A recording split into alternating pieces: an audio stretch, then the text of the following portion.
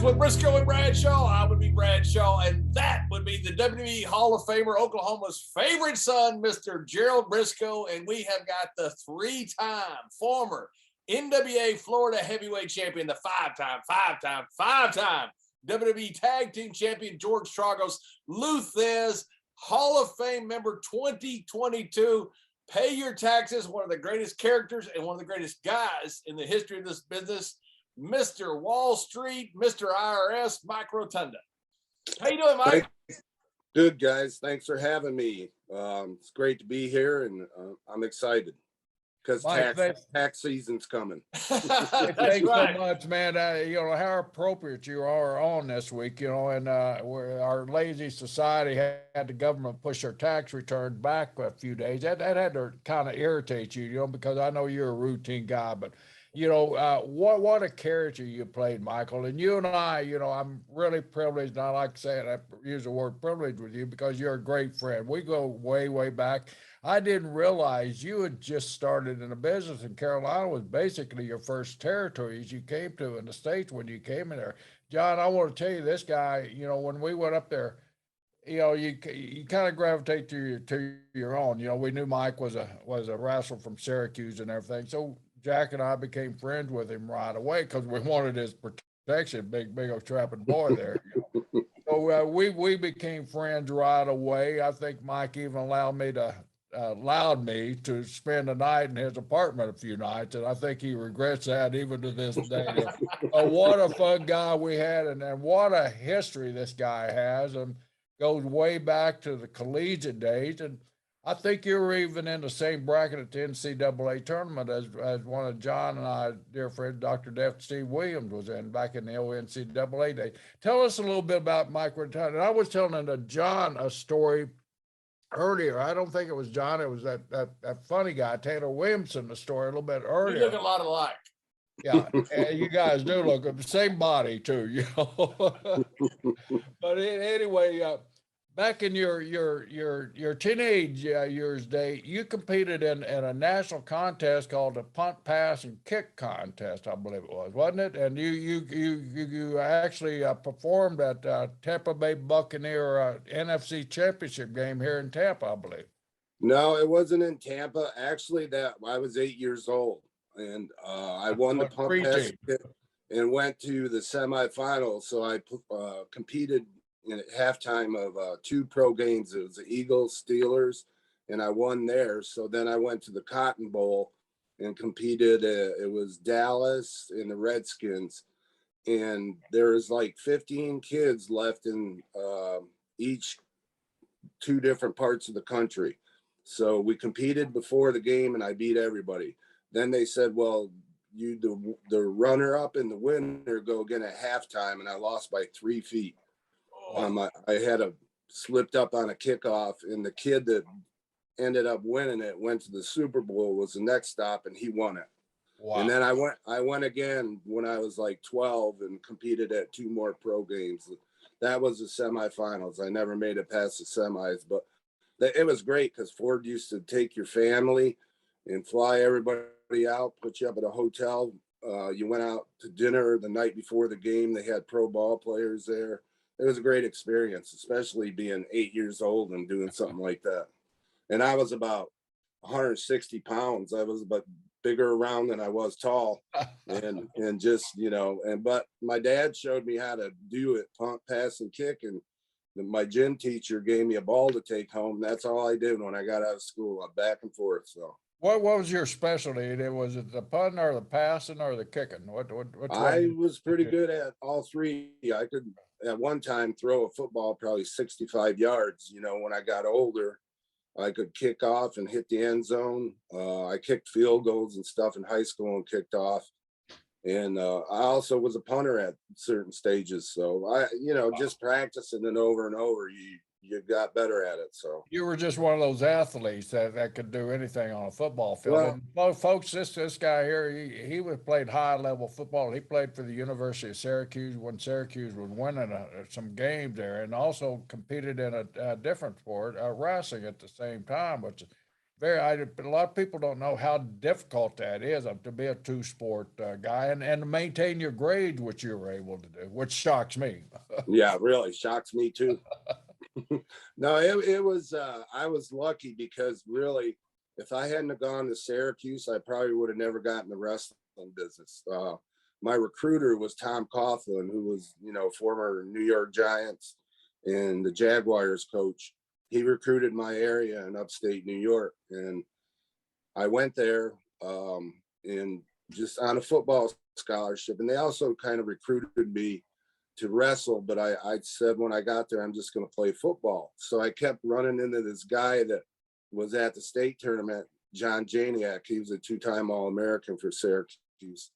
And they kept seeing me. He told, just come down and roll around with our heavyweight. And I'm like, no, I don't think so. I see him on campus almost every other day. So finally I said, okay. It was before we started winter workouts for football. So I went down, and the heavyweight was a fifth-year senior, and he was also a football player. But I started rolling around, and we had scrimmage and stuff. And I told Janie, I think I can beat this guy. And he goes, challenge him to a wrestling. And I said, all right. And so I did. I pinned him, and he quit.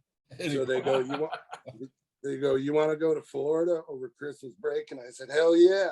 So that's how I started wrestling, and it was great. We had a ball, and it's just how it worked out. And then later, at a wrestling banquet, I played with some great players: Art Monk, Joe Morris, Craig Wolfley, Jim Collins, and we had good teams, but we didn't really win a lot because we had shitty coaches. So it was an experience though, because once I did the wrestling, at a wrestling banquet, I met Dick Beyer, the Destroyer, and he came up to me after the banquet and he goes, you ever think about getting into pro wrestling, kid? And I said, no, I don't know anything about it, because back those days, WWE showed in my area, but it didn't show till like 11:30 at night, like on a Friday night. So I just wasn't aware of it. So he goes, well, start watching the TV. So I did, and he finally took me to Germany, and that was the first place I ever got in a ring. And I stayed there 4 months, and Dick left after 2 weeks and goes, I'll see you at Christmas, kid. And I was like, okay. He just left you there. Yeah, he had booked a Japanese guy, Masao Ito, because Dick had, strong ties with Baba's office over there. So you just got your training, on the job training. You were throwing in a bunch of Germans that I'm sure you didn't speak the language, and they didn't speak much English. So you had to fend. You were right out of college. You had to kind of fend for yourself right away. Yeah, it was there. They had a few Americans there. Dick Murdoch was there. Brad Rangens. Wow, well, you got some good education there. Yeah. I had my second match with Dick Murdoch, and he threw me through the ropes, and I got all tangled up. I'd never taken that bump. So he rolls out and he's going, God damn it. And he picks up a chair, bam, right over my head. And I go, welcome to the business. Yeah, I could feel my toes tingling. So that's how I started, And then, like you said, I hadn't been in the business very long when I met Jerry. That was like my first territory in the States. So, they razzed me hard, brother. We did, man. You put out. We're thankful you put up with it, John. You know how we could get. I mean, no. You had my brother. You had my brother to the mix, and everybody thinks Jack was this quiet, laid back guy. Mike, he had a different side of him. He had a mean streak, that's for sure. They tortured me, brother. So when you went to Germany, had you trained at all? Did you just go over there with the Never been in the ring. And you flew over to Germany to train with him, or to see it, or to what? Dick, I called Dick because Dick had me coming back and forth. I had an old pickup truck, flatbed, and Dick had just left Japan and moved back to Buffalo area, and he bought 3 little farmhouses there, and he wanted to see which one he wanted to stay in. So I'd go up, and he was Mr. Miyagi and me. So I'd go up and load the furniture up. He lived in that one a month over the summer, and then moved to the next one, And he had a lot of stuff. His basement was full of all this stuff he acquired around the world, different countries. So finally I go, Dick, I said, I need to go find a job. And I was bouncing on the side. I said, I need to go find a job or get wrestling. And he goes, okay. He goes, I'll take you with me to Germany. So we trained for 2 weeks. Dick called the promoter down, and we had my first like practice match in front of somebody. And the promoter, Nicole Selinkovich, said, okay, I'll keep him for the rest of the tour, which was a 4-month tour. I'll pay him $400 a week. And that's how I started. And that was the end of the 2 weeks. I had my first match with Dick, and he was supposed to beat me because he was coming back at the end of the tour after the 4 months at their big show in Bremen. So Dick went Broadway with me. So an old trick, you know, from an old time. So, so anyway, that's where I started. Yeah, and that time you would work the other arm, not even the right arm. So when I got back to the States, it was like learning everything all over. But did you do rounds over there also? Yes.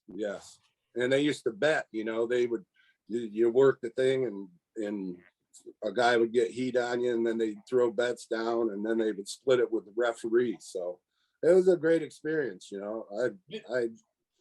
You didn't have to travel. Did the referee ever fine you? Did they have the work? Yeah. Oh yeah, they did all kinds of stuff, man. Jerry, the referee was in on it, and he would fine the good guy, say the bad guy first, okay? Right. Which nobody would pay the bad guy. But then he would find the good guy would retaliate, and he would fine the good guy like a lot of money. Well, some fan would come up and pay the fine. Well, the boys would take it back in the back and split it. Yeah, it was great. And I remember like the arenas there, people smoked like crazy and drank beer, and you couldn't even breathe. It was like the old fog boxing look, you know, where you couldn't even breathe. There was so many cigarette smoking going on in there. So that's what a lot of people don't realize now. Back in those days, I mean, even here in the States, you know, you go into these armories and places like that, people drinking and most of all smoking. Everybody, you know, you're at an athletic event, it seemed like everybody in the world wanted to smoke, even if you didn't smoke. You'd look out, you know, from the dressing room, all you'd see is a cloud of smoke over it. Yeah. And down here in Florida, especially, the buildings weren't air conditioned. So you'd have to go out there, and, you know, of course, the matches down here were 45 minutes to an hour, no matter what match you're on. So you're out there, and all these people, you're breathing that hot, humid air, and that cloud of smoke right on top of it. Man, it was tough. Yeah, it was. Some of those buildings were bad. So, but it was a great experience. Was Otto Vance there when you were there?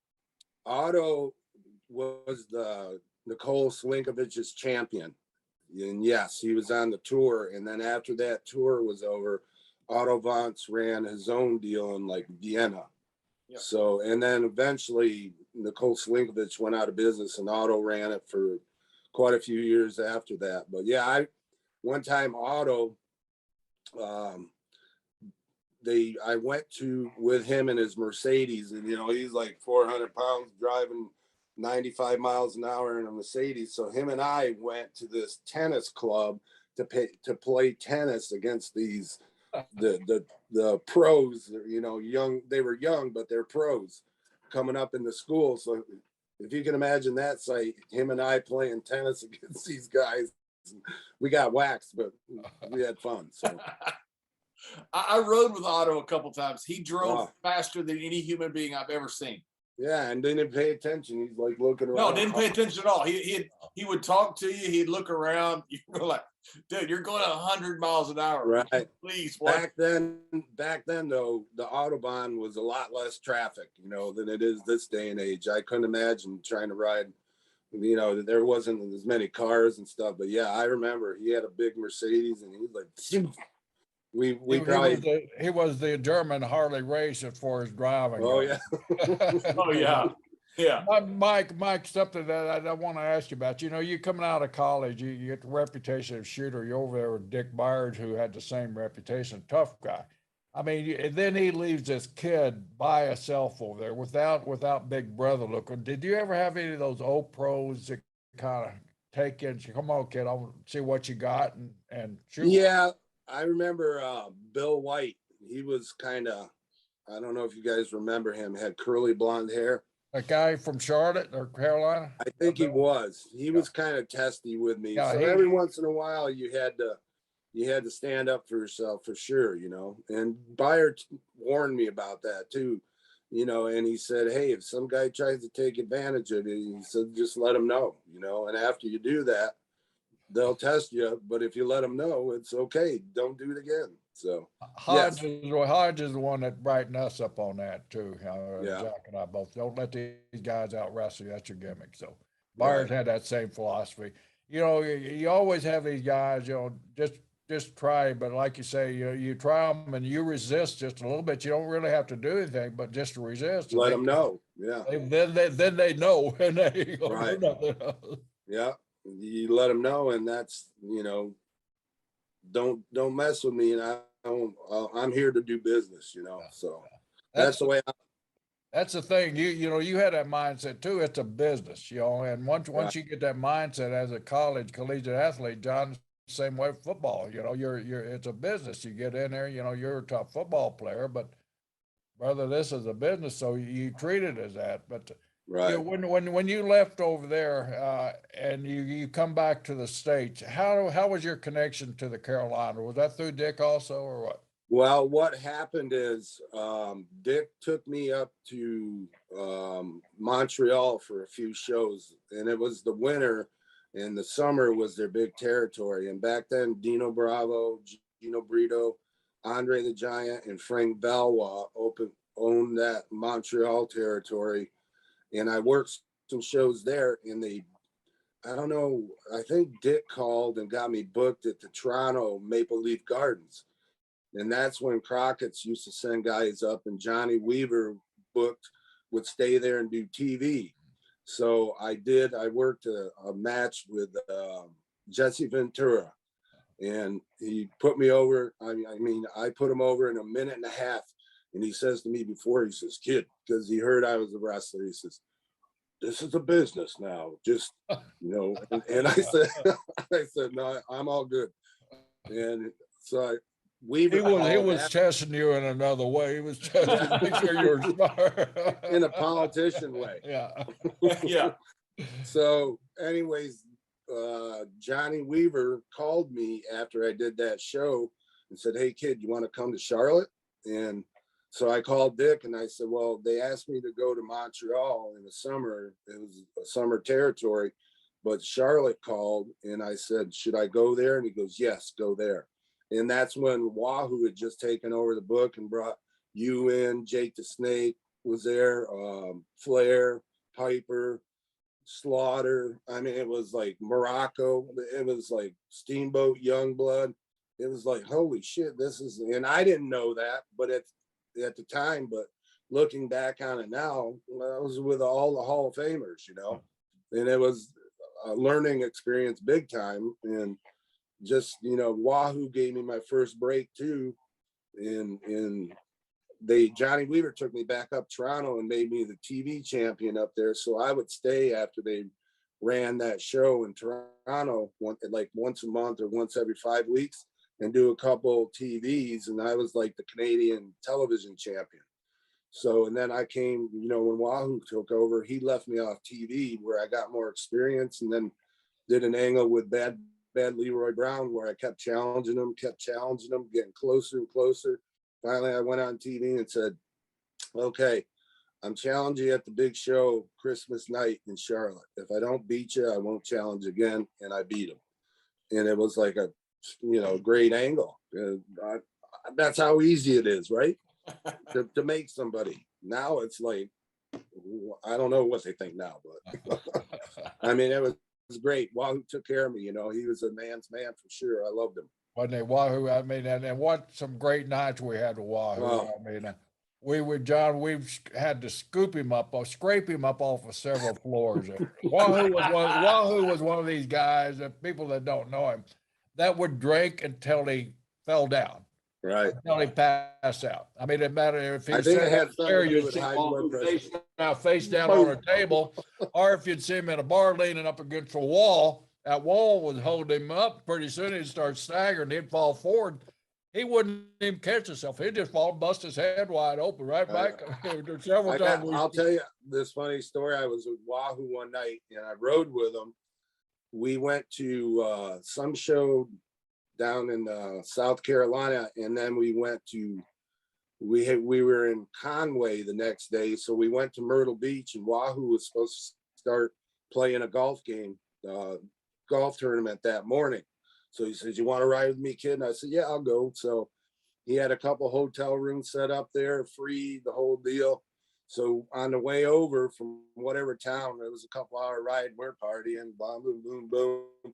So we get to the hotel, and he backs his Cadillac in, and there's like a hill behind it, and with palmetto bushes all on that hill. So I get out of the car and I pull my bag out of the back seat, and Wahoo pops the trunk. All of a sudden I hear this, and Wahoo took a step back and tripped and fell down the damn hill in the palmetto bushes. And I'm laughing my ass off. And Wahoo goes, "Boy, you better get your ass down here and help me up. You're going to get fired." So, yeah, he was a trip, man. Yeah, Jerry, I'm so glad you always drink to moderation. Yeah, it's that native blood in us, you know. And Wahoo, Yeah. Wahoo's same tribe, Chickasaw Choctaw, as I was. Jack and Is I. he really? Yeah, yeah. So, Yeah, I remember that. That's always a coincidence. We'd rib Wahoo to death about that. You know, had moved to Texas. He got kicked out of Oklahoma, you know, because it was too wild. Had to go to that Midland, Texas, Midland, Odessa area down there. But Wahoo, I mean, what a man of his word. I mean, Yeah, Mike, he was, this guy coming, he tell you something. yeah. It was Booker, and you could guarantee that Wahoo was going to get the job done, even if it cost Wahoo some political strife. I mean, he would keep his word. Hey, I remember they had just fired Ole Anderson as the booker, and because when I went there, it was like it was his last week, and that territory was pretty much on its ass. And by 2 months later, summer hit, and everything was selling out. They were running 3-4 towns a night. Every spot show, the big towns, and Wahoo was a hell of a booker, I thought. Wahoo was able, because everybody knew Wahoo, and everybody knew he was a man of his word. When he called like us, I mean, we were, yes, right. When do you want us up there? I mean, and Piper, all that list of Hall of Famers you went down, I mean, they were all there because Wahoo called in favored for these guys. And we all flocked to Wahoo because we knew that we get to say, "Hot man, we're gonna make some money." And exactly. But what a place for a young rookie to go somewhere with all those veterans that you just mentioned, in a territory that's working 7 nights a week and twice on Saturday and Sunday. Right. So you're going to be booked no matter what. If you were a breathing body, John, they booked you on those shows. Right. Because the territory was so massive. I mean, and you never crossed each other, right? Yeah, you worked your ass off, but it was great, you know, because even at the time, you know, I didn't make a ton of money. I probably made like 60 grand a year, but what a learning experience, you know. I mean, like you said, you learn so quick because you're working 10, 12 matches a week by the time you do TV tapings and everything too, you know. It's like that repetition where you don't even have to think about it, you know. And then from there, I was there like a year and a half, and I guess Dusty called and said, "We need a young baby face down here in Florida." So the Crockett's sent me down there, and that's where I teamed up with Barry Windham, you know, and ended up marrying his sister 6 months after we met. So things kind of worked out, and, you know, in that aspect. But Barry was great too. I mean, I learned a lot from Barry. As young as he was pretty experienced, you know. And Dusty would go about 5 minutes, and we'd go about 45 minutes every night in the tag match. So I never will forget Blackjack when Barry got out of high school. I think he's 17. He came to Jack and I in Greensboro because we were working back and forth from Charlotte to North Carolina. Blackjack, "Hey, my son graduated from high school. He's not going to college. He's a good football player. Wish he would, but he wants to get in the business. I'm gonna send him to Florida where you guys take care of him." Jack, yeah, we'll take care of him. So he just gave them to Satan. Yeah. Yeah. He did two seasons, man, and we took care of him. Now we taught him. We taught him well enough until when Rotunda came here, he was able to pass that knowledge along to Mike. Yeah, we got knowledge. Yeah. It was great fun though, because just we had a blast, man. And you know, that's when the business was fun. It was, I remember driving with Barry. He always had fast cars, and we're going freaking 90 miles an hour in some BMW we had on a 2-lane road in the middle of Florida, and we're seeing how many pairs of sunglasses we can still drive with at night. You know, at night, stuff like that. Was you around when he had the little red wagon, that Dodge Hemi truck, when we buried it in the Orange Grove? No, I don't think so. I don't think, or you would have been what's this probably. I probably would have got buried. That's the one he stuck in Orange Street, right, Jerry? Yeah, that's one in Orange Street, is right up the street from my house there. We were coming, you know, that Gun Highway or Loose Lake Fern Road, it dips down right before it gets to Gun Highway. You just shoot off the damn thing. Barry's going, I don't know how fast, but he's going. I remember that now, but I wasn't there. I remember he got banged up pretty good out of that, didn't he? And then later he rolled a Porsche with his brother Kendall in it. They rolled a Porsche and lived through that. So he's got about 9 lives that he's used. They were so damn big, they did get thrown out of that Porsche, is what they said. Well, they just hugged each other and the car rolled. And, oh, we're alive. So, yeah, it's crazy. We were in Kansas City one time. I tagged with Barry for a while, which I really enjoyed. And Barry was showing me how to set the emergency brake and spin the car. So, I mean, you learned that from Manny Fernandez down here. How does anybody figure out how to do that? So it's like 4 or 5 o'clock in the morning. We are way overserved. By the hotel, I'm driving a 40-50. Barry's got his seatbelt to kind of and set his seat back in case I roll the car. So I hit the thing. I'm spinning. I go the other way. I'm spinning. Now I'm having fun. And so we look up and there's a cop with his lights on just looking at us. And Barry goes up and goes, "We had some problems with the emergency brake. It's all straightened out now, sir. Don't worry about it. Thank you." And we got in the car and left. The guy just like, I don't know what those guys are doing. I don't care. Right. Yeah. John, how those come about, I mean, Mike can tell you we're on Highway 60, you know, at 3 o'clock in the morning. The only guys out there are us and truck drivers and wrestlers, you know, and so, and that 60 is so you can play on that road a little bit. I mean, we're all flirting with death, but Manny Fernandez, I think Barry could have been in the back seat. We're going down the road about 70, 80, 90 mile an hour, and all of a sudden, Manny takes us, kills his beer and reaches over in the middle. I'm driving this Toyota and pulls a damn emergency thing. We just start spinning. We find, I think that little Toyota is going to start flipping at any time. Wow. And we come to a stop. Manny looks over. He wasn't that fun? I said, no. Yeah. You guys were the original drifters. How they drift the cars in Japan. Yeah. Not on purpose, though. Not on purpose. I've done that a few times where I grew up in the snow coming around the turn and facing the other way when you're done and the cars are coming at you. So, but I never did it on purpose. Well, Barry knew how to do it on purpose and teach somebody how to do it on purpose. Yeah, teach somebody. Yeah, Barry liked to go fast. Like I remember those days for sure. Now he drives a little slower.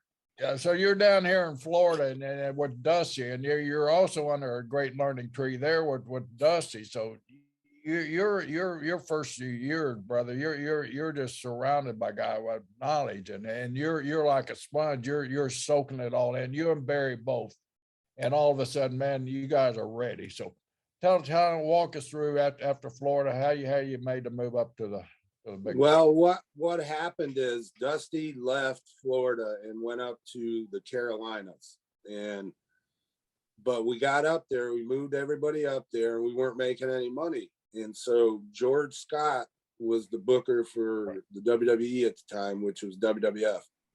So I guess George or Mulligan talked to George Scott, And we went from making, you know, $400 a week to making $5,000 a week. So you can't really blame somebody for going there. And luckily, you know, I mean, when I first went there, we were like this young, raring to go, you know, tag team, and knock on wood, it got over.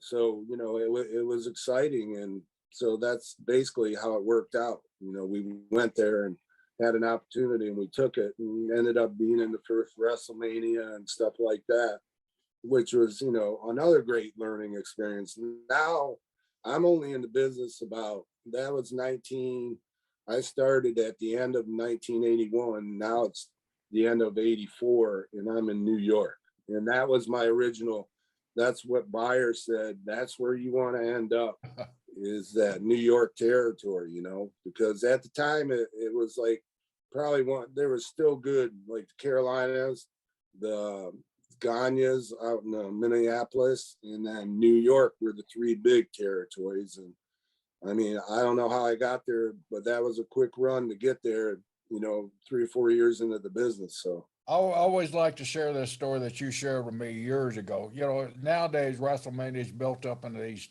2-week extravaganzas. I mean, every night of the 2 weeks, you're just busy as hell. And you know, Mike, right. you and John, you guys have worked both sides of the deal, and you know how busy you are.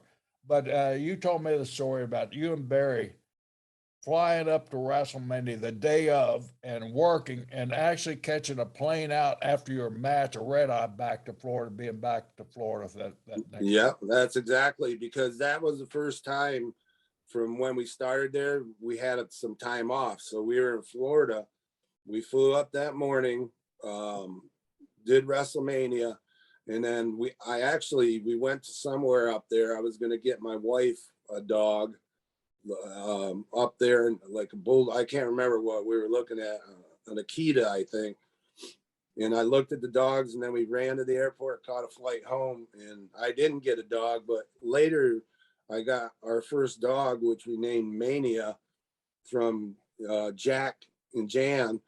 You know, had the Rottweiler breeds down there, and I got one of the puppies, and we named her Mania. I remember that, yeah. And that's the first of many Rottweilers we've had, probably like 5 or 6 of them now. So, but yeah, Mania was an awesome dog. So yeah, we went back, because when we got back home, we had some time off. And Barry and I rented a Winnebago, and one of his girlfriends went with us. Was that me and my wife. Hooters girl, Lynn, whatever? Or a different one? I think Pam Seals at that time. the one. She ended up marrying Burt Reynolds at some point.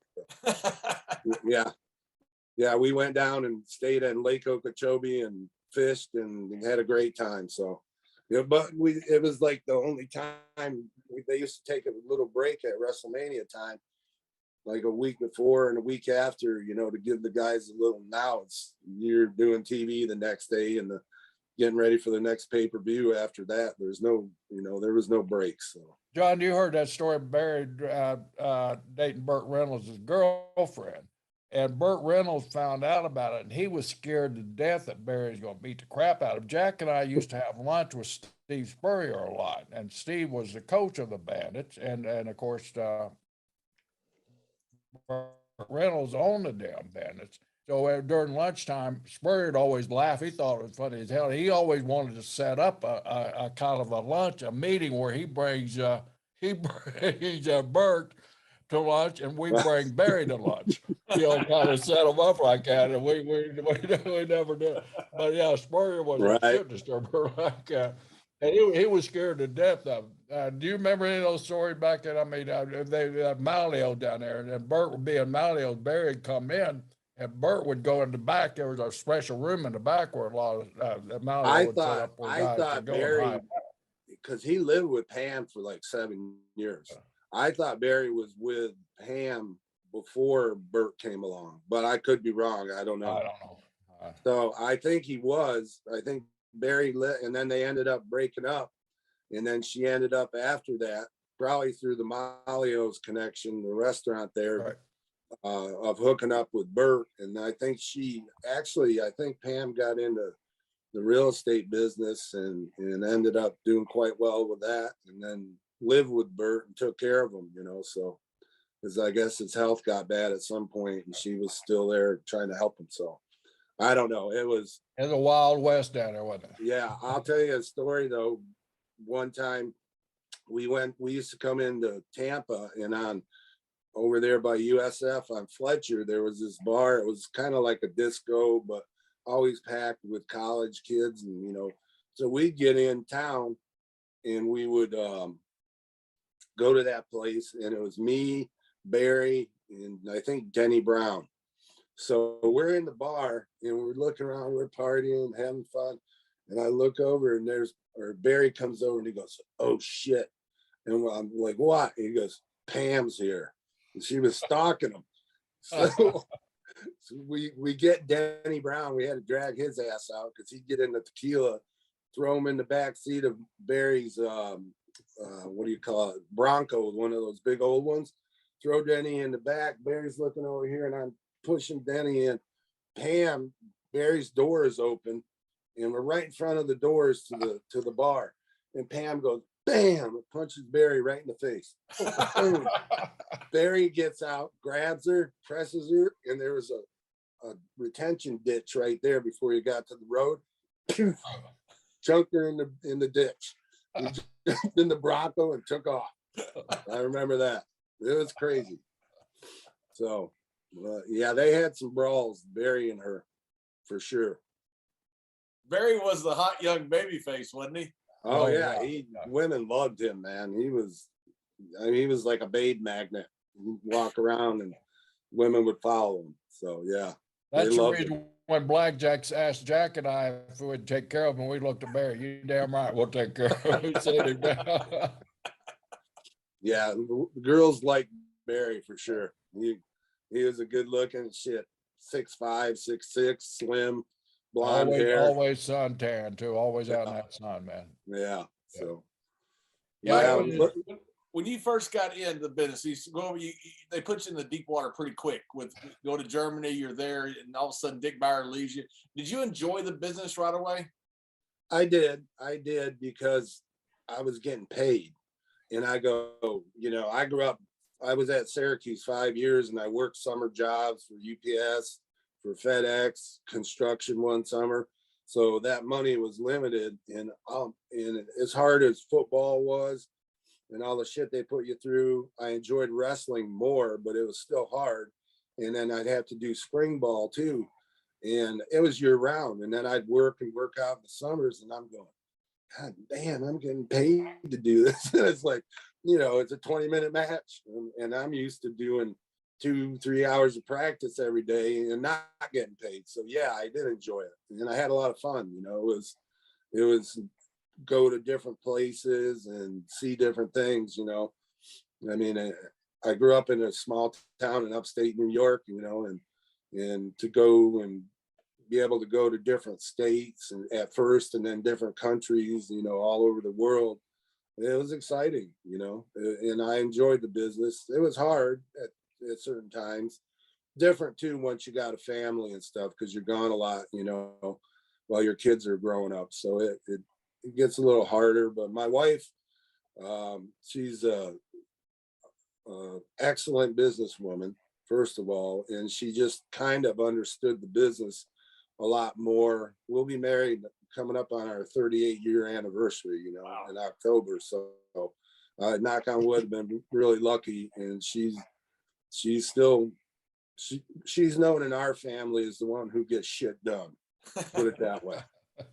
So yeah. Was there any awkward moments with Blackjack? I mean, oh yeah. I mean, I'm sure that he was thinking, you know, she's dating one of the boys. Right. Yeah, that was a taboo. That was a no. Stay away from Mulligan's daughter. Stay away from Mulligan's daughter.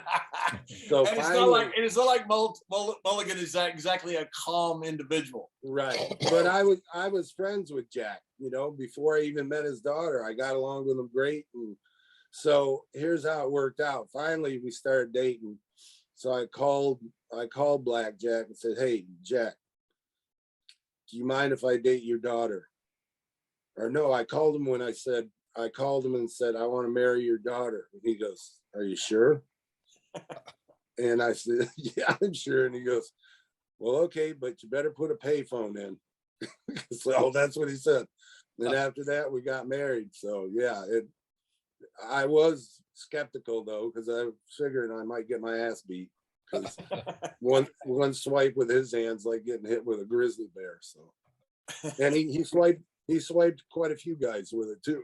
So, but yeah, I mean, like I said, I got along with Jack and I respected him, and and I don't know, my wife came to visit Barry. She had just started working as a flight attendant with Delta Airlines. She was like 20 years old, 21 or 20. And 6 months later, she never went back once we met and stayed with Barry, and we ended up getting married. So knock on wood, 38 years coming up. If you had gone to Oklahoma, you wouldn't have to worry about getting paid or going to class. In fact, you didn't even have to read. You can just go like to Oklahoma. That's Oklahoma University, correct? Yeah. Well, let's talk about something more important here. When you got more important than Oklahoma, the whole world. Oklahoma University, more important than that. OU. Okay, you're in New York now. You've hit it, and you and Barry. I mean, Jack and I were there at the same time that you guys were there. Once again, we're together, and we're watching this, and you guys are just going to the top, and just like a damn firecracker rising to the sky there. The program that you guys work with Nikolai and the Sheikah is kind of a reference point in your career. That had to be a ball. I mean, here's two guys that were so over and had so much heat, and they get thrown to what, John, as you know, what you heels like white meat baby faces, and they were the two whitest meat baby faces that we had, and against the two foreign heels there. That had to be a ball, man, because it had to be so easy. Yeah, it was awesome. They did, like you said, they had so much heat. You could go out there, and I remember Morocco worked a tag match as a heel, and we had George Steele, and so Nikolai went out and they were singing the national anthem, and they threw so much shit in the ring. I think we're in Buffalo. There must have been 100 raw eggs cracked from people throwing it in their cups. So in Morocco, we worked the match, and he comes back and he tells whoever the agent was, I forgot. He goes, I want hazard pay next time I have to work with those assholes. But yeah, it was awesome. We probably worked with them every night for 8 months. And I'll tell you a funny story. We dropped the titles to Sheik and Volkov, and so we go back on the road, and the next thing, it was I think might have been the WrestleMania. I think it was the WrestleMania. So we dropped them.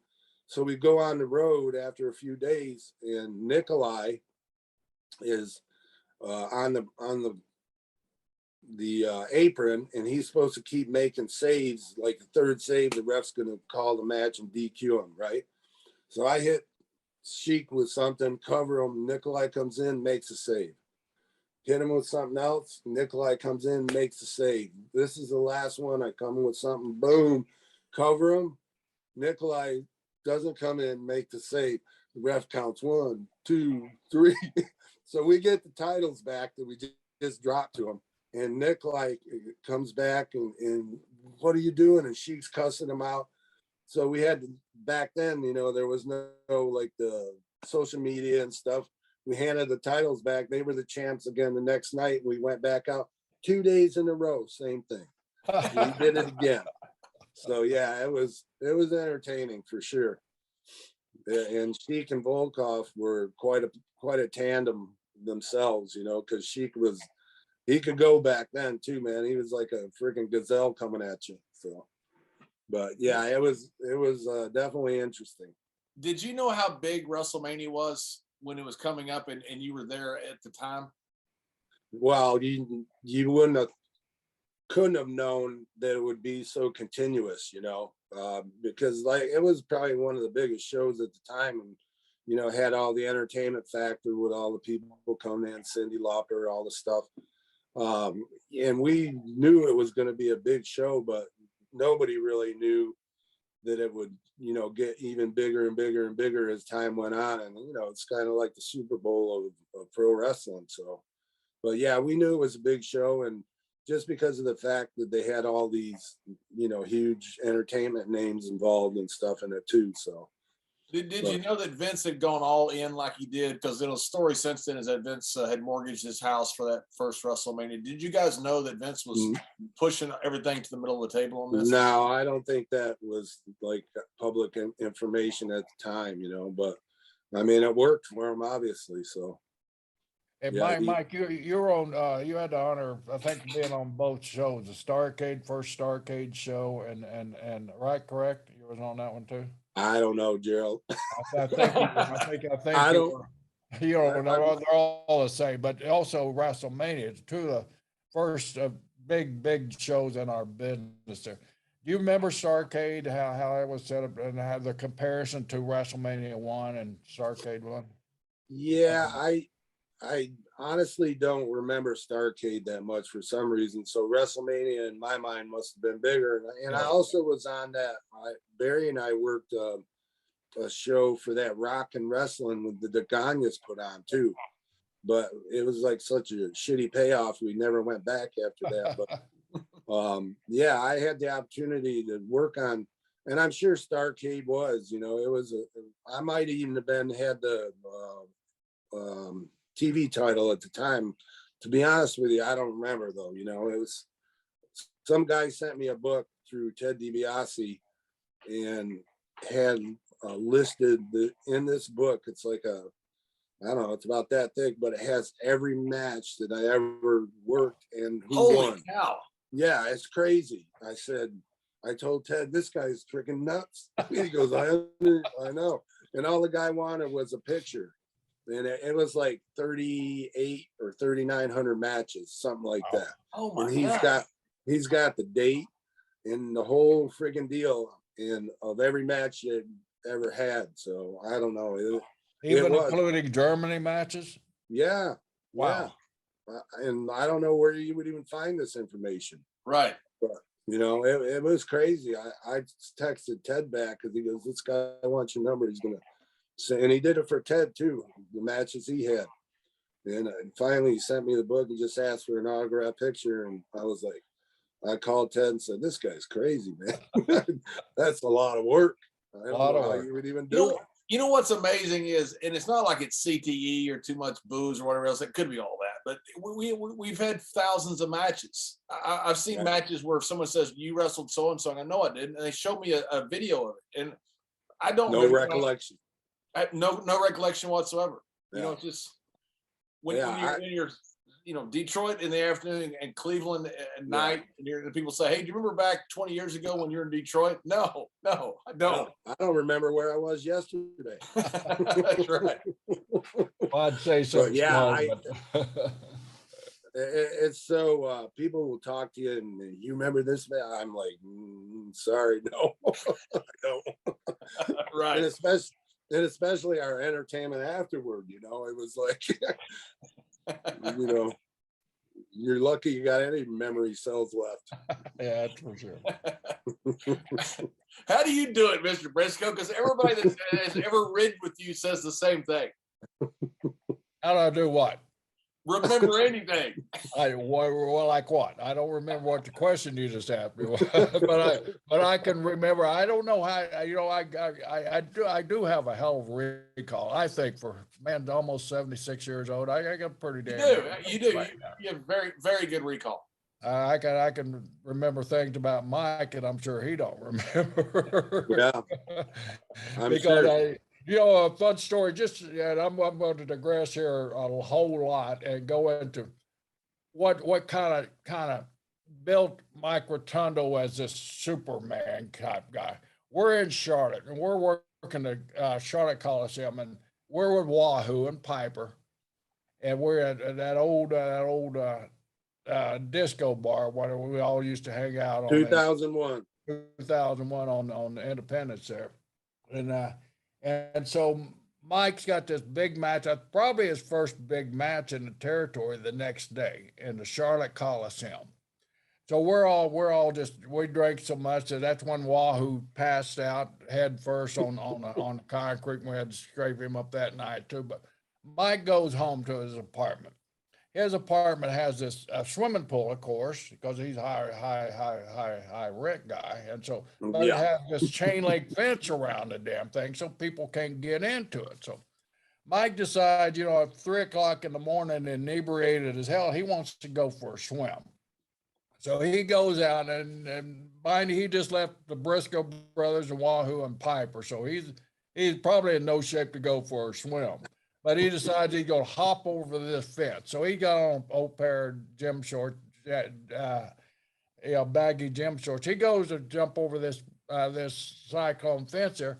As he jumped over, John, his scrotum catches the top of the fence. He rips his damn scrotum nearly off of his body. So Mike just puts a towel around it with some ice. I'll drive myself to the hospital. So he goes to the hospital, and mind you, it's Saturday night in Charlotte, North Carolina. That hospital is just full of people in the same condition that Mike is in. So Mike, got this towel that's blood red, so Mike gets hungry. There's a restaurant, 24-hour restaurant right across the street that's open 24 hours. You got the greatest pecan pie in the world. So Michael decides he wants a piece of pecan pie. So he takes his wrap, and which is now probably blood red, goes over and sits in his booth. He said, everybody clears out. And when they clear out, he said, they're looking at my sack. It's full of blood, He waits, he eats his pie, he goes back over, he gets sewed up. So now the next day is Charlotte. So he shows up at the Coliseum, and he could come here and he tells Jack and I what happened. Then he takes his pants down, and he's swelling up like a damn orangutan. I mean, they're this big. I mean, a sack is this big. He said, I'm gonna work. No, you're not. So we go get Jimmy, and I don't know what exactly happened after that between you and Jimmy, but this guy was actually going to work. What a tough song. He ripped I did work. Sack off. Did work. You did work. I did work. I think you went 20 minutes or something like that. I don't know about that, but I remember I worked. So had you checked into the hospital and then went across to get the pecan pie, or did you? Yeah. I was just waiting and nothing was happening. So I left and finally came back when the crowd submerged a little bit. So. And you were by yourself? Yeah. And I was actually living with Wally Kernoodle too. And when I got back, I told him what happened, and I showed him. He goes, "Ah, damn, man, you ripped your dick off." Oh, yeah, those were tough days, man. How long was the drive to the hospital? Probably, I don't know, 20 minutes. I lived downtown in Charlotte, somewhere down there. And what time of morning was the drive to the hospital? Oh, it had to be like probably 4 in the morning, I guess, something like that. So you cleared that restaurant out when you went in there. Yeah, it was insanity. Trust me. Yeah. I don't know actually how I'm still here. I lived through the Briscoes and Piper and Orton and Jake the Snake and Morocco and Wahoo. Oh my God, I'm lucky to be here. Really. Was you there? Maybe that's why I can't remember when somebody comes and asks me, "Who'd you work on?" Okay. Who'd you work on? I really had to get married and settle down because I knew I wasn't going to last if I didn't. So that's the best thing that could happen to you and me. Yeah, because kind of calmed us down there. So was you in the parking lot when Piper and George Scott son wrecked the Cadillac? Doing the circles, the donuts in the parking lot? No, I don't remember that. That's good. Okay, well, good. You're probably down here at that time there, but that was another crazy story with Piper and Wahoo and all those guys. Were you with Orton when he was arrested for being naked in his hotel? No, but I can tell you a different story about Orton and Piper. When Florida called, I had my lease was up in my apartment. So I lived out at the Charlotte airport in this hotel for a couple weeks, and then finished my dates. And I was driving, got a U-Haul to move to Florida. So Piper and Orton, they must have been working somewhere else at that point where they were coming in, just staying and doing the shows for, Charlotte. So another night, we're out after a show. It's rainy, foggy. It's like 3 a.m. So they ride with me back to the hotel because we're all staying out there. So I had this old Chevy Nova, and I'm sure Jerry will knock it when I tell this story, that I bought off my uncle's estate. He passed away. It had a 3-speed on the column. So I'm driving, and we come to a T in the road. And back then, there wasn't much out at the Charlotte airport. It was small. So we're going down this road. Here's the T in the road. And I just like drive right through the T and go boom on the grass down a hill. Now it's rainy and foggy, and I'm spinning the wheels, can't get out. So we're there. Here comes a cop. Just out of the blue, we see the lights. Now the cop goes over, and he didn't see me drive off. So I guess he, and we were obviously intoxicated. So the cop's talking. Roddy he starts talking and then disappears, walks up the hill. Now I'm talking to the cop, and the cop said, I got to call you a tow truck, and then you can pick your car up wherever they take it tomorrow, blah, blah, blah. We'll get you a cab. So I'm talking to the cop. Orton's in the car, spinning the shit out of the tires, trying to get the car out. So finally, here comes Piper down the hill, talking 100 miles an hour, and it peed all over his jeans. So the cop's looking at me. Piper's talking 100 miles an hour. Orton's in the car, spinning the tires, and he goes, "Kid, I'm trying to give you a hell of a break, but you need to calm your friends down." So he called us a cab, and we got in a cab, and I had to come back and get the car later. So yeah, those were some wild days. A lot of fun though. When Orton got shot with the stun stuff, it sticks in him. He pulled it out and he goes, "I'm taking more than this myself." Gives it back to him. Yeah, Bob was a character. He's a character. I remember we were in a bar in Richmond, and all the boys went there, and Flair was buying shots, and Orton bought like trays of beers. So Orton just they bring the beer over. He brings a tray of beers over, and the bouncer comes over and says, "Hey, that's it. We're closing the bar." And he goes, "Oh, I just bought these beers." And he goes, "Hey, if you don't cooperate, I'm going to have to get the bouncer." And Orton says, "Go ahead and get the fucking bouncer. I ain't no basketball." So we ended up drinking the beers before we left. So yeah. That's awesome. I love Bob Orton. Oh, he's a trip, brother. He's just the best. We had a lot of fun. Hell of a worker too, man.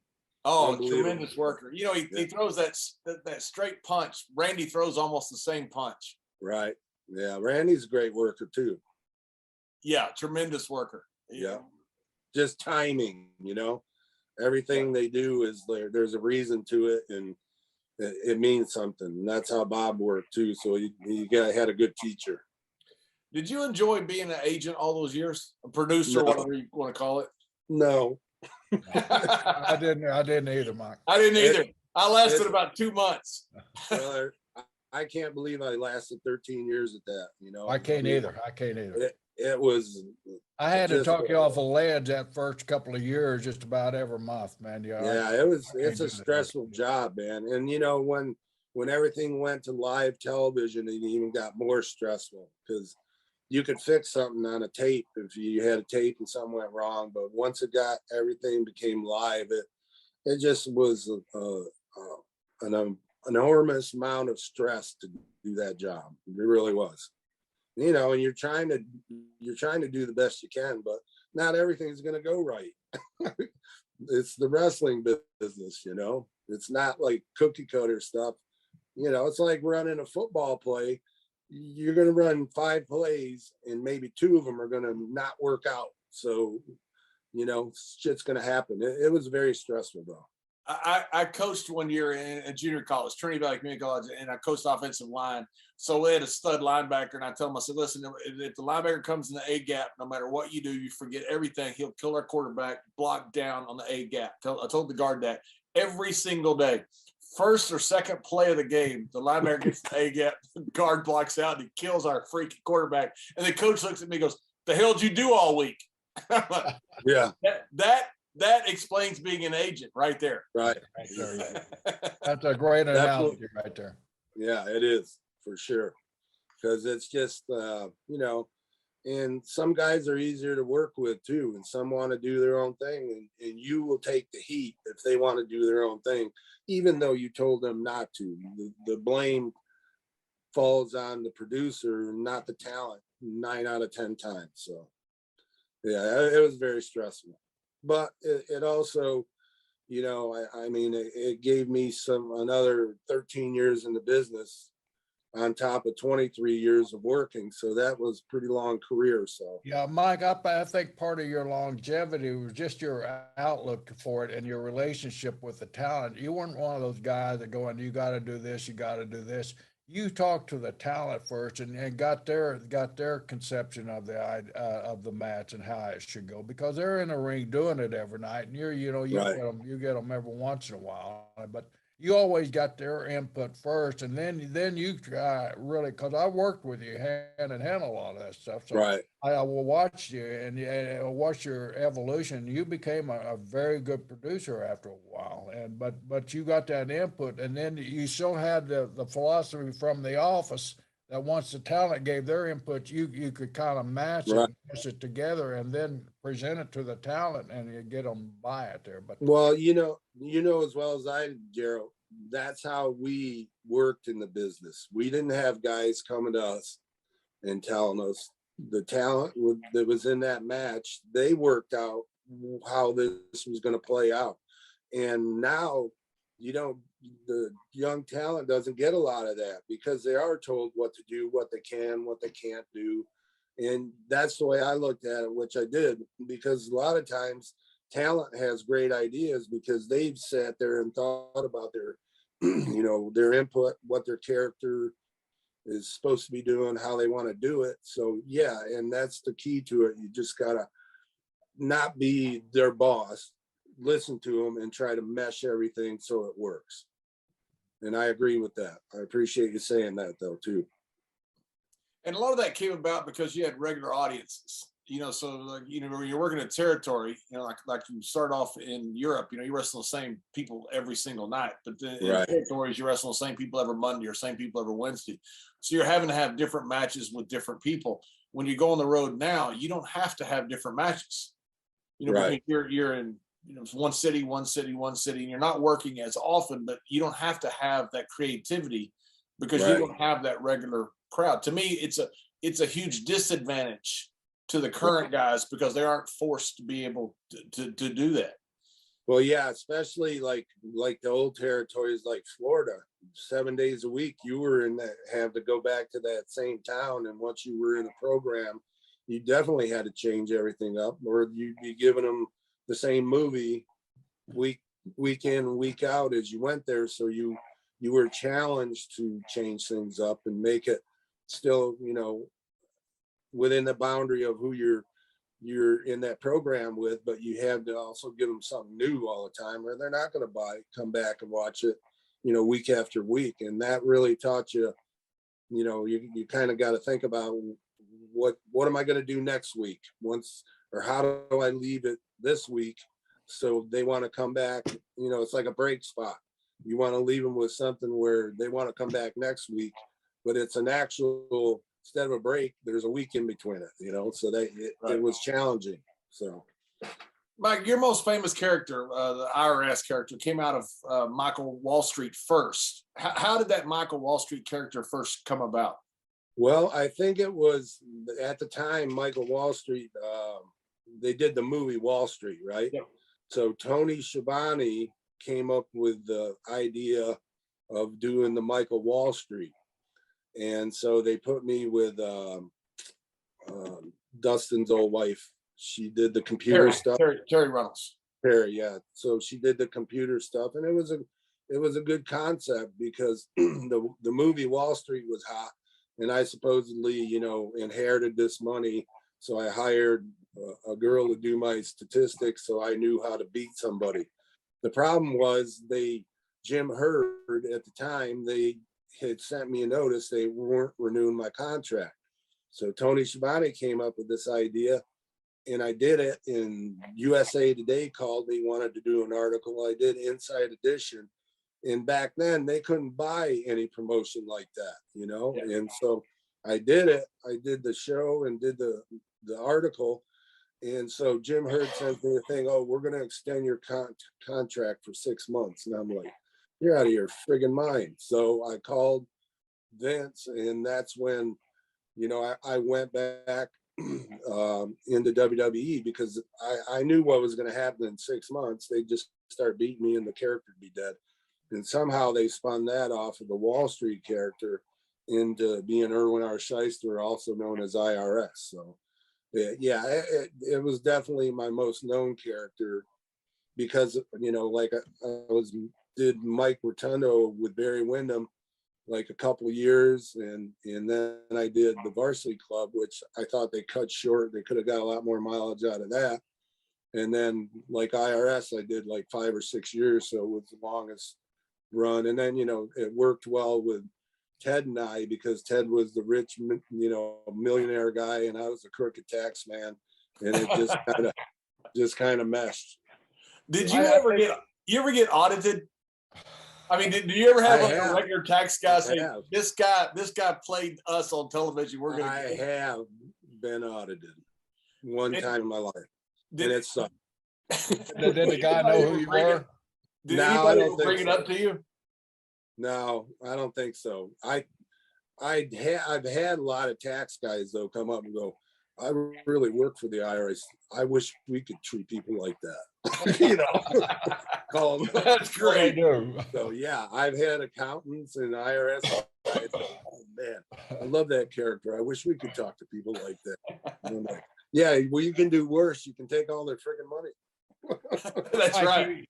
You brought up the Varsity Club. To me, that's a timeless gimmick. I think that would really go over even in today's society. But that the athletes that was in the Varsity Club kind of made that to what it is there. And kind of give us an overview of the Varsity Club, how that. Well, yeah, it was a great gimmick because people identify, for instance, where they live and the colleges they live in, in their hometowns.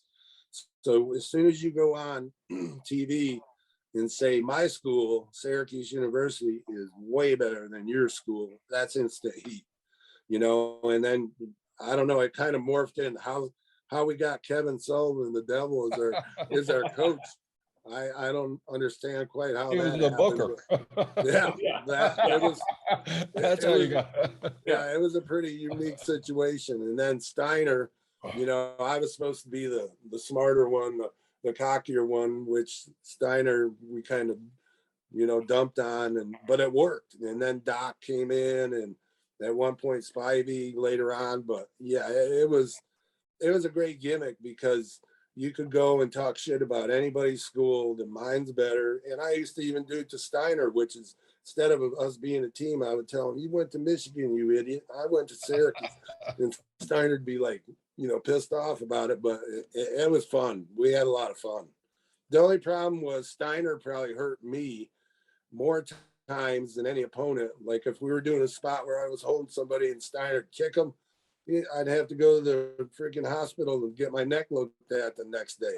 So tell me this, Michael. Would you guys extend an invitation to the Varsity Club to Michael Cole? That's right. Another Syracuse shooter. Yeah, another Syracuse. Yeah. If we had a frat house, he would get dogged. That's for sure. Did it set back recruiting any at Syracuse when Michael donned the Syracuse singlet for WrestleMania? Which they dropped the program, John. They dropped the program. Yeah, that's what I was gonna say. Thank God they'd already dropped the wrestling program. Guys like Jim Dance, Mike Rotunda, and Dick Byers, they looked at Michael Cole in that singlet. They probably rolled over in their grave. That was the greatest angle ever. Yeah, It was so good. Cole's out there flexing in that Syracuse singlet. It was so good. Oh, it's horrible. Yeah, horrible. I got hot because it was orange, and everybody Oklahoma said, hell no, that's Syracuse orange. Yeah, to this day, it was that old Texas burnt orange color. Anyway. Yeah. To this day, even if you're ribbing Jerry Lawler and say, Cole beat you at WrestleMania, he goes, no, that was overturned. He will correct you every single time. It's like hawk and animal. Animals win-loss record, right? That's right. That's right. All the great matches that Jerry Lawler had, and he gets stuck with an announcer who's never had a match at WrestleMania for his debut. Very interesting, that's for sure. Always interesting. So when after the Varsity Club, the one thing that people kind of lost in some of all this was NWO Japan. You were part of NWO Japan. That was huge. But people, I think it was a little bit lost to American fans because the NWO here was so big. But that was selling out arenas all over Japan, right? I'll tell you what, I loved working for New Japan, man. They were awesome. They really know how to take care of their talent, And it just, when I went back to WCW, of course, they beat me right away. As soon as I got to the territory after I had a good run as IRS. So somebody in their office said, hey, you're going to Japan. And I was like, what? And I hadn't been working there, but like a month or so back in WCW, and said, we're sending you to Japan on this tour. And I knew Hattori, and Hattori back then refereed, and he also helped book the Guy Jeans. So I get over there and I said, hey, Tori, how many weeks a year can you give me? Because they just started doing the NWO, and they had NWO Sting, and then like other guys would come over and do a tour here and there. So he goes, I don't know. He goes, maybe like 20 weeks. So I went back to the office and go, hey, they want to use me 20 weeks over here. I didn't have to go to WCW at all. No TVs, no house shows, no nothing. So I started going back and forth to Japan. And it was the greatest money I ever made because I'm only working 20 weeks a year and I didn't have to work anywhere else. So when I'd come off a 3-week tour, I'd have 3 weeks home, go back and forth. And like you said, I mean, it became hot where I think the New Japan was paying WCW like $1 million a year to use the logo. And we had Chono, we were like the heel teams, NWO Sting. They had Tenzan, Kojima, 2 great young guys coming up. And then Muda ran the Japanese side of it. So we would be in like 8-man tags or 6-man tags. It was awesome. Once you learn how they did stuff over there, I mean, it was great. And like I said, they really they take you out to eat every night on a 3-week tour. You'd have to finally go, no, man, I can't do this tonight. I got to take some sleep, And it was awesome. It was a great experience. And I can see why like a Stan Hansen or Dick Beyer loved working in Japan all those years, because once you got used to their style, it was great. So did you get paid through WCW when you were in? Yeah, because what the New Japan would pay WCW like $5,000 a week, in my case, to use me over there. So they were kind of making their money back somewhat, and so that's why they left me alone, because they were recouping. And then they would give you like spending money for how many days a year. They give you like $100. You never spend anything because they take you out all the time, Right. So you'd come home with a little wad of cash for the money that they gave you for food and stuff. And then, yes, WCW would send you your check every 2 weeks.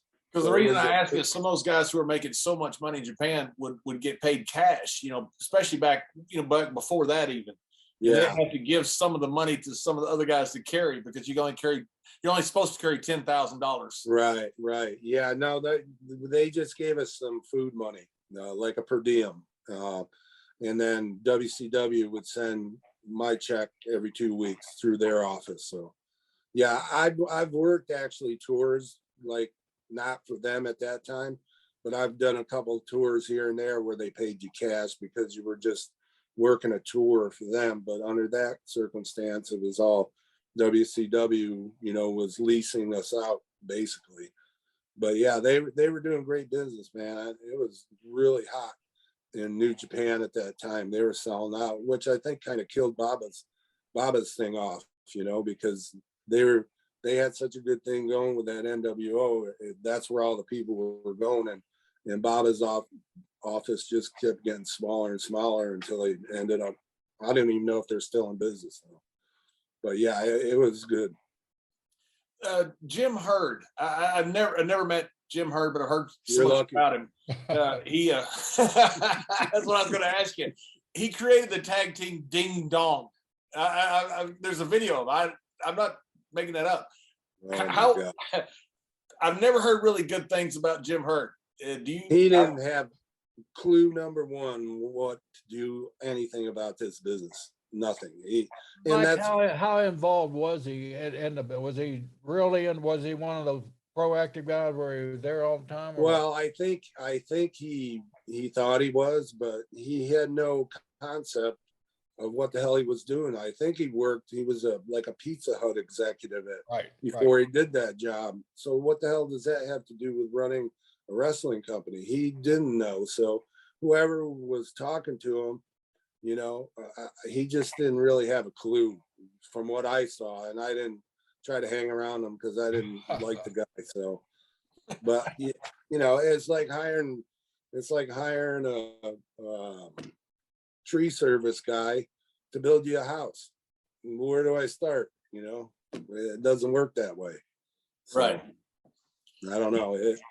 That was a mistake. And I think it was like a buddy deal because he was buddies with somebody and, got him in the door, but he pretty much ran that place down pretty good. So you were in WrestleMania 1, you were in Starrcade and Rock and Wrestling. You're also a big part of the Attitude Era, the Monday Night Wars.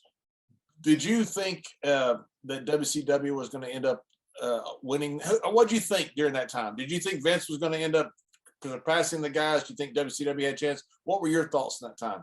Well, I think that, there was a lot of guys that came from Vince's stable that went there and it popped the territory, but longevity wise, Vince was pretty smart. He knew a lot more about the business, I think, than WCW trying to sustain that. And eventually Vince won, obviously. So, and that was a time that I was basically in Japan. So I missed a lot of that, by not having to get involved in the States while that was going on. I would just do my little deal in New Japan, and I was happy with that. So stuff kind of worked itself out. And you're more part of the Attitude Era than myself because I was gone through that, Yeah, it was an insane time. I didn't, Jack Lanza was there a lot.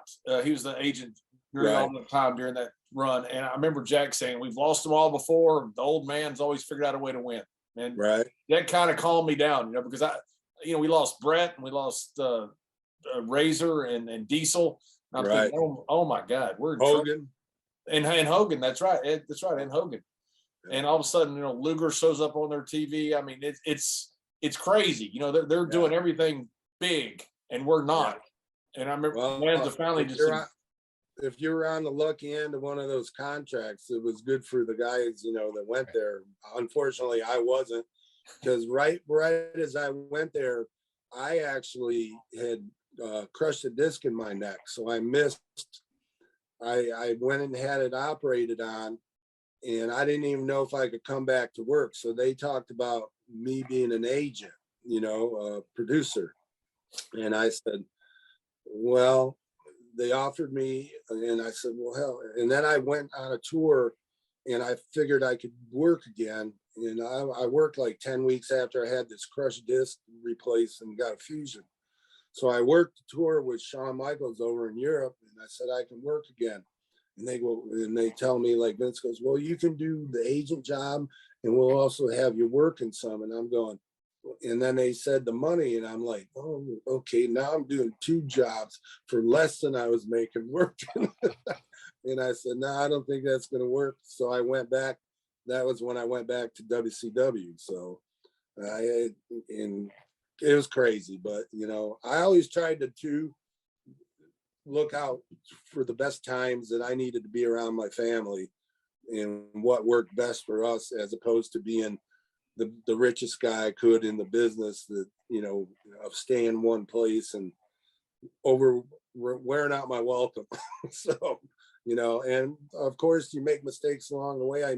Maybe I would have made a lot more money if I'd stayed in one spot and just done whatever, but it's just how shit works out too. So knock on wood, I still got my family, you know, and right. That's important to me. So. Yeah, and your family. What did you think when your 2 boys wanted to get into wrestling? Were you for it? Were you excited about it, or were you against it? I didn't push them to get into it, and I told them, I said, it's a hard business. You know, you're gonna have to go through a lot of shit. And of course, I think it's a natural thing with them. Their grandfather did it, their uncles did it, their dad did it. Is no matter what you try to tell them, they're going to try to go do it, you know, and they did. And they were both successful. You know, Vince, I don't think, gave my younger son, Taylor, a chance, because Taylor is a hell of a worker. He really is. You can't teach that timing and stuff, you know, and Wyndham had a great gimmick. He got over because he could talk, and, you know, it was a unique situation. So I'm proud of them both. And they're definitely not maybe done. I don't know. They're kind of got their foot in going with a couple different things, trying to see what's available. So, you know, maybe you'll see them back, maybe you won't. I don't know yet, but I don't want to speak for them either, because I know they're trying to reach out and get some different things going, and sure. You know, well, they're both young, and they're both very talented. Yeah. John, I was doing volunteer coaching at the time at a high school down there, as Mike can tell you, and Mike and his boys live in a county right north of me. But so, you know, we wrestled a lot of the same teams.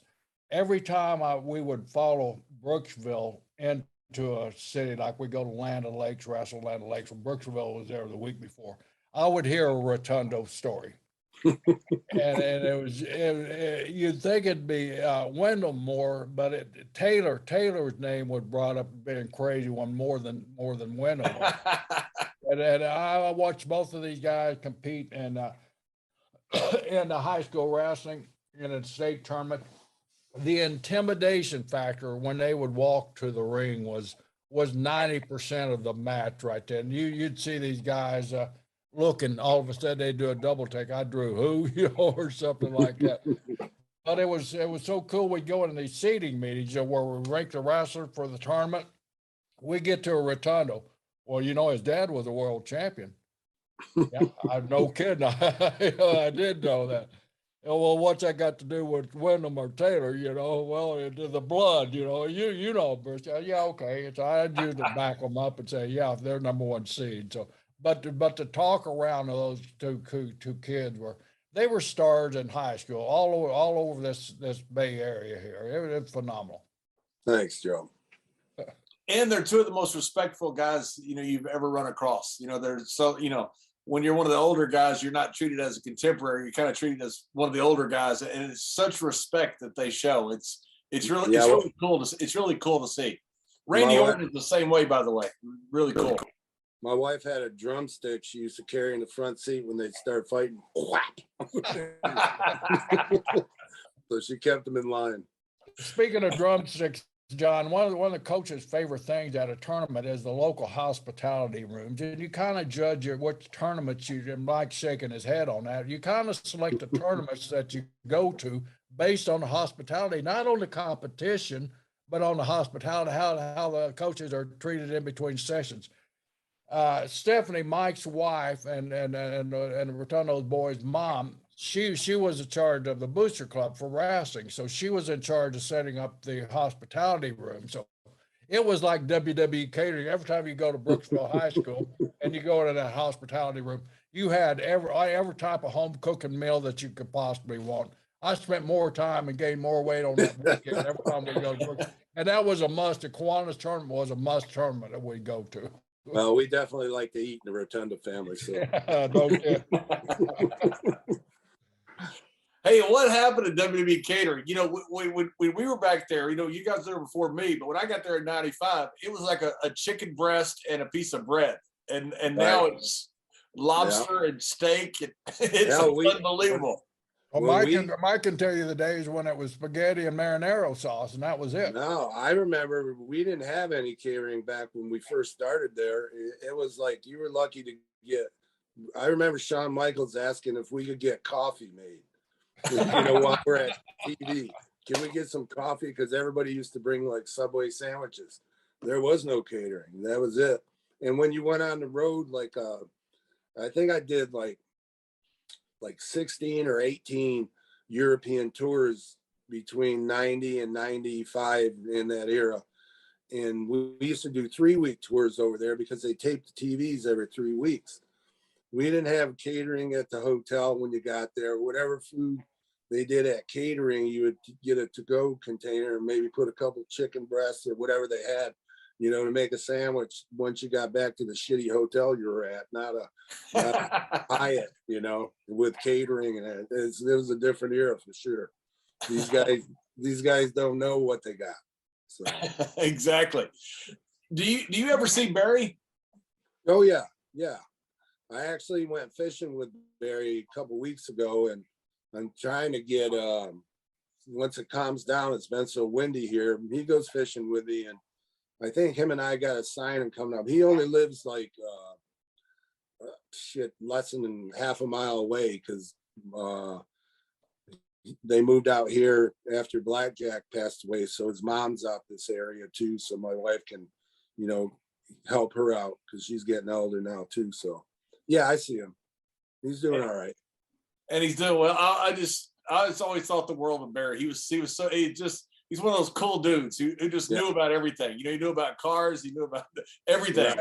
Well, help us out on this, Mike. He's been dodging us all the time. He says, sure, then trying to get a hold of him, but trying to getting hold of the president sometime, yeah.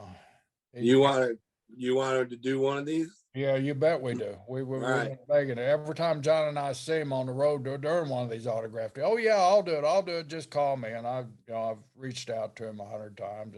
Well, I'll try to give him a hit. I know he's a hermit, man. Yeah. Every once in a while, Mike, he'll send me a text and I'll answer him right away. And then it's like 3 months before he sends me another one. Right. Well, Mike, we sure appreciate you giving up your time. I know you're busy. Where can the folks reach you? You know, if they want to get a hold of him, book an IRS from Mike Rotunda and one of these autograph deals. I'm working on getting a website with Ted DiBiase's son, Teddy. They're trying to build me a website and stuff, so I don't have anything as of now. I do quite a few bookings through Tony Hunter, but I don't even know what the name of his wrestling company is. So I don't know, other than giving my number out. We'll reach out to Brisco and Bradshaw's show, and we'll get the message to you. We'll get the message to you. All right, cool. I appreciate you guys, man, and this was fun. Hey, Mike, thank you so much. It's always been such a pleasure to be around you. And thanks, man. It's when Jerry said you were going to come on the show, I was so excited. I thought this is going to be really good. Well, I appreciate and it has been. Yeah, it's awesome, man. I enjoyed the reminiscing of stuff. You know, it's cool to talk to people and you know, that have gone through the same kind of stuff as you have over your career, and the understanding that you have and the appreciation for all the boys, you know, that helped you along the way. That's important. So then you continue to help people. So that's cool, man. You've always been like a little brother. I've known you for forever and ever and ever. You know, we become really close friends, and I'm proud of that friendship, and I'm proud of the man that you become. And folks, you know, you pass through this business. You're lucky if you meet a couple of good people that you keep for lifelong friends. And you know, Micah, you've been one of them. You've helped me out in times of sorrow and all that stuff. And man, what a great family you produce, and what a great family you come from. And your in-laws are legends in this business, man. It's been such a great pleasure to reminisce with you again, man. It's great to see you. Thanks, Gerald. I appreciate you, man.